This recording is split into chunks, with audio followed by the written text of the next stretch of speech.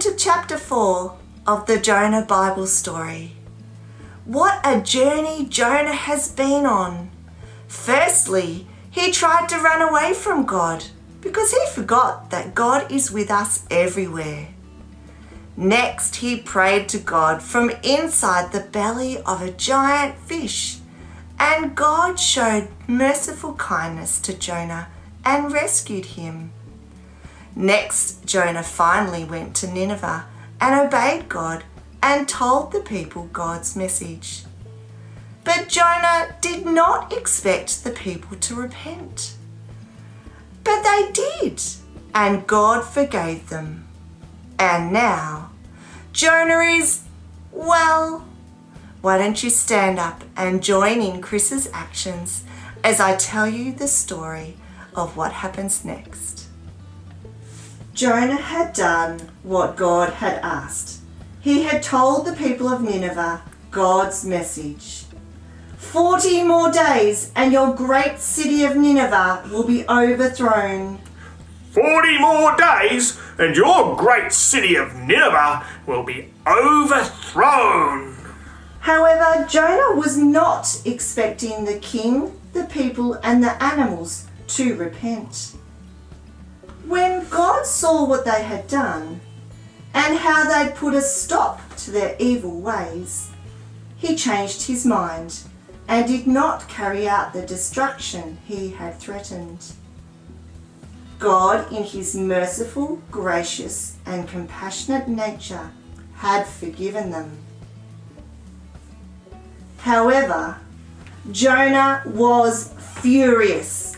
He wanted to watch God destroy the Ninevites. So Jonah complained to God, "Isn't this what I said to you when I was at home?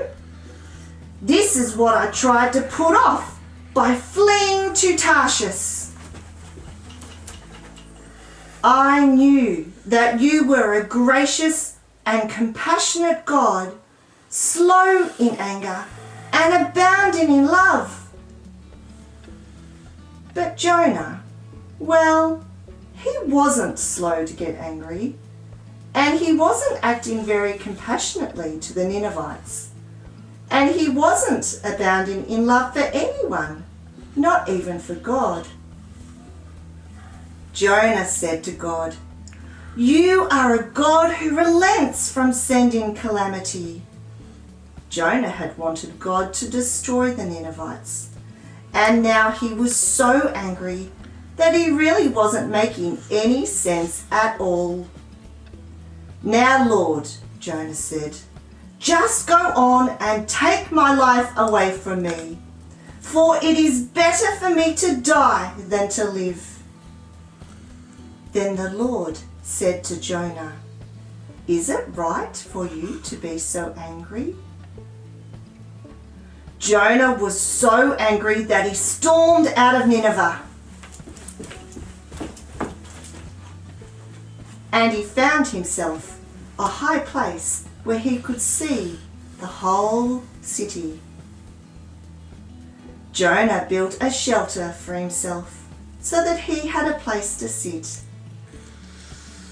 And he sat there defiantly, watching and expecting that God would send calamity and destroy the city of Nineveh. While Jonah sat there, God caused a leafy plant to grow up and over the shelter and provide shade. This comforted Jonah because it was very hot. Jonah was happy about the plant. So when night came, he slept.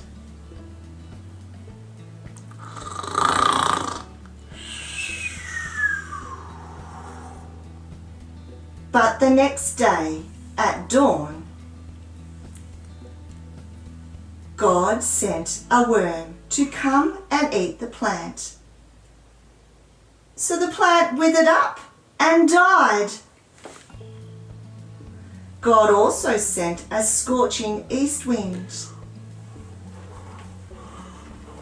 and the sun blazed down on Jonah's head so he became giddy and dizzy.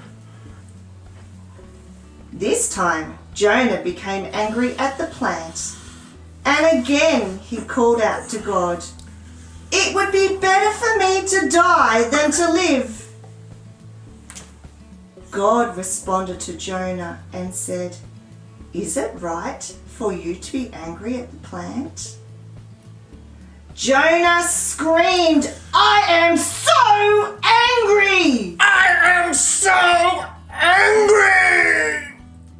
But the Lord said to him, "You have been concerned about this plant, but you did not tend it or make it grow. It sprang up overnight and died overnight. Should I not have concern for the great city of Nineveh, in which there are more than 120,000 people and also many animals?" Ooh. Now Jonah had loved it when God was kind and saved him. But Jonah did not like it when God was kind and merciful to the people of Nineveh. In fact, he became very angry at God. But we know that God is truly gracious and compassionate, that he is slow to anger and abounding in love. God is a forgiving God, forgiving of everyone in the great city of Nineveh, forgiving of Jonah, and remarkably also forgiving of you and me. So because God has forgiven us, we need to also forgive others and show kindness and mercy to others, just like God shows kindness and mercy to us, even if we don't like them or even if they are our enemies. Well, kids, we've finished the Bible story of Jonah. Thank you for joining in with the actions. And thank you so much to our friend Heather for the beautiful illustrations and words that you've given to us, helping us tell this important story of Jonah and God's mercy. But wait, there is more. Next Sunday, please tune in to hear about the sign of Jonah. What is that, I hear you ask? Well, you better come along and find out. See you all next time. Bye.